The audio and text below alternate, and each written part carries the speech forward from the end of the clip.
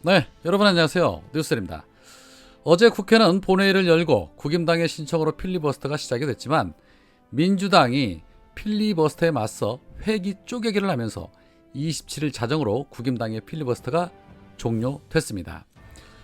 먼저 이날 본회의가 열리게 된 이유, 바로 박병석의 결단이 있었기 때문입니다. 당연한 결과이기는 하지만 그럼에도 불구하고 수박 박병석이 어려운 결단을 해준 것은 사실입니다. 어제 오전까지만 해도 본회의 개최 여부에 대해서 여러 가지 고려를 하고 있다라고 말했던 박병석은 본회의를 개최하는 이유에 대해서 입장문을 내고 이런 말을 했습니다. 의장은 여야 원내대표가 합의해서 의원총회 추인까지 거쳐 국민께 공개적으로 드린 약속은 지켜져야 한다고 믿는다. 지난 22일 국회의장과 여야 원내대표가 의원총회 추인을 받아 공식 합의하고 서명해서 국민 앞에 발표한 검찰개혁 합의안은 국민께 드리는 약속이었다. 대통령 인수위 또한 원내에서 중재안을 수용했다는 점을 존중한다고 했다. 하지만 야당은 이를 번복했다. 그럼에도 의장은 인내심을 갖고 다시 소통에 노력을 기울였다. 그러나 야당은 이조차 끝내 거부했다. 깊은 유감을 표한다 라고 말하면서 본회의 개최를 결정을 한 것입니다. 박병석 의장이 본회의를 이날 곧바로 연 것은 여야의 협상 여지가 없어 더 이상 속도를 늦출 필요가 없다라고 판단했기 때문이라고 해석이 됩니다. 일단은 본인이 한 약속에 대해서 그 약속을 지킨 부분에 대해서는 잘한 결단이라고 생각이 됩니다. 그동안 수박 중에 왕수박이라는 비판을 받아왔는데 그나마 마지막에 본인이 한 말에 대한 책임을 지는 모습, 그것만큼은 인정을 해드리겠습니다. 저들과의 대화와 협치는 사치라는 거 아셨을 겁니다. 박병석 의장은 필리버스터를 무력화하기 위해서 민주당이 요구한 회기 쪼개기 방안도 수용을 했습니다. 이에 민주당은 30일과 5월 3일에 임시회 소집 요구서를 제출을 했고 박병석 의장은 이를 받아들일 것으로 보입니다. 앞서 박병석 의장은 저는 이미 어느 정당이든 중재안을 수용한 정당과 국회 운영 방향을 같이 하겠다고 천명했다라고 강조한 바 있지요. 그렇게 민주당의 요구대로 법안이 통과될 것으로 보입니다. 자, 그런 가운데 이 윤석열 비서실장 장제원이 급한 나머지 느닷없이 입법안에 대해서 6일 지방선거에서 국민투표에 붙이자는 황당한 주장을 내놓으면서 윤석열에게 국민투표를 붙이는 안을 보고하려고 한다라고 입을 털었습니다. 보고하는 게 아니고 오더를 받은 것이겠죠. 여튼 장제원의 이 같은 주장에 대해서 선관위는 현행 규정으로는 투표인 명부 작성이 불가능해서 국민투표 실시가 불가능하다라고 입장을 내놨습니다. 쉽게 말해 가짜는 소리 하지 말라는 입장을 낸 겁니다. 시민들의 반응은 차라리 오세훈이 무상급식 반대하면서 직을 걸었던 것처럼 윤석열도 직을 걸어야 한다는 주장들을 하고 있었습니다. 그렇습니다. 국민투표 하려거든 그 정도는 걸고 해야죠. 쫄리면 돼지시든가요. 정말 하는 짓들을 보면 가짜 않다는 소리가 안 나올 수가 없습니다.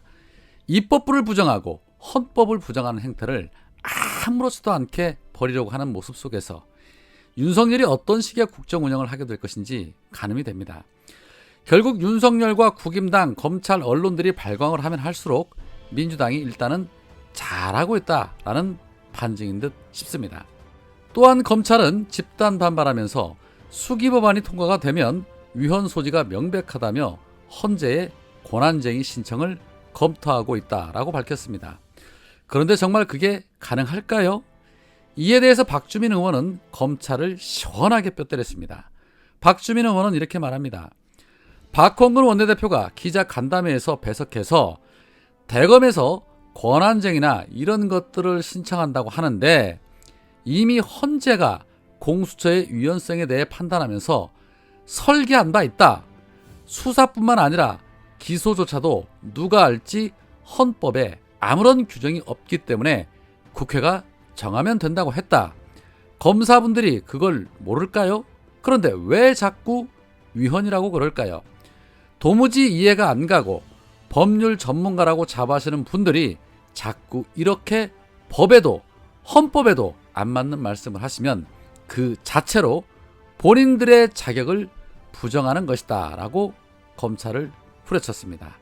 그러면서 덧붙인 말은 윤석열을 향해 대통령 취임식을 국회에서 하는 것은 국회를 존중하고 함께 하겠다는 것이다. 그런데 양당 의총에서 승인한 안을 갑자기 뒤집었다. 윤석열은 대통령이 될 뿐으로 전체 국민을 바라봐야 하고 의회를 존중해야 할 뿐이다. 더 이상 검사의 수장이 아니다 라고 검찰개혁에 반대 입장을 피력한 윤석열을 향해서도 직격탄을 날렸습니다. 그러게 말입니다. 윤석열이 그런데 그런 속뜻이나 알려나 모르겠습니다. 대선 후보들이 당선이 되면 가장 먼저 내거는 슬로건은 바로 국민통합입니다. 그 이유는 상대 후보를 지지했던 지지자들을 포용해서 선거 기간에 입은 상처와 상실감을 치유하기 위해서입니다. 그래서 역대 대통령들도 당선이 되면 가장 먼저 내거는 슬로건이 바로 국민통합이라는 단어입니다.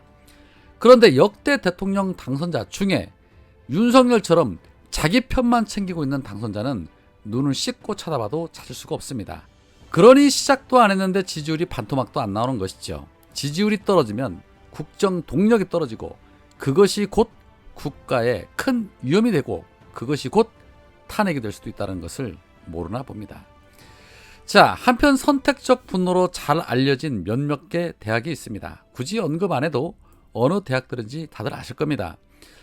민주당이 검찰개혁에 대한 입법을 강행을 하자 서울대 로스쿨생만 이용할 수 있는 내부 게시판에는 민주당의 행태를 비판하며 역사의 죄인으로 남으십시오라는 제목의 장문의 익명글이 올라왔다고 합니다. 이 학생은 수기분리 법안의 결함 그리고 민영배 의원의 탈당 등 법안 처리 과정의 문제를 반박을 하면서 민주당을 강하게 비판했습니다.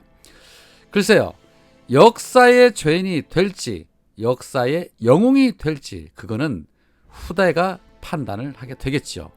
그것보다 서울대생 일부가 매번 네 편, 내 편에 따라 상식도 없는 선택적 분열을 하는 부분에 대해서는 굳이 역사에 묻지 않아도 대다수 국민들은 수준 이하로 보고 있다는 것만 알아두시기 바랍니다. 자, 또 다른 한편 어제 한동훈이 문재인 대통령의 발언을 두고 현장을 책임질 법무장관 후보자가 몸을 사리고 침묵하는 것은 직업윤리와 양심의 문제다라고 입을 털은 바 있습니다. 한동훈의 양심 발언에 시민들의 비판들이 난리가 났었죠. 거기에 한동훈 양심 발언에 민주당의 박지원 비대위원장이 어제 이런 말을 했습니다. 검사로 일하면서 법을 어기고 편법 증여와 위장 전입을 하고 일개 장관 후보자가 전화 한 통으로 국민이 선출한 국민의힘 의원 110명의 결정을 뒤집어 놓고 직업윤리와 양심을 거론하니 정말 어이가 없다. 직업윤리와 양심에 맞게 그동안의 잘못을 고백하고 사퇴하기 바란다 라고 시원하게 직격을 했습니다. 한동훈이 추미애 장관에게 일개 장관이라는 표현을 한 적이 있는데 아마 본인이 한 말에 대해서 본인이 똑같이 당했으니 기분 나쁘지는 않을 겁니다. 특히나 한동훈은 일개 장관도 못 되는 일개 장관 후보자 아닙니까? 아직 장관 아닙니다. 얼마든지 낙마될 수 있습니다. 그러니 더더욱 기분 나쁠 리가 없겠죠.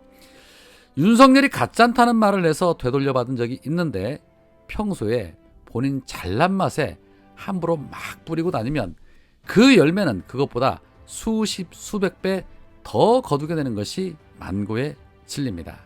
오늘은 여기까지입니다. 고맙습니다.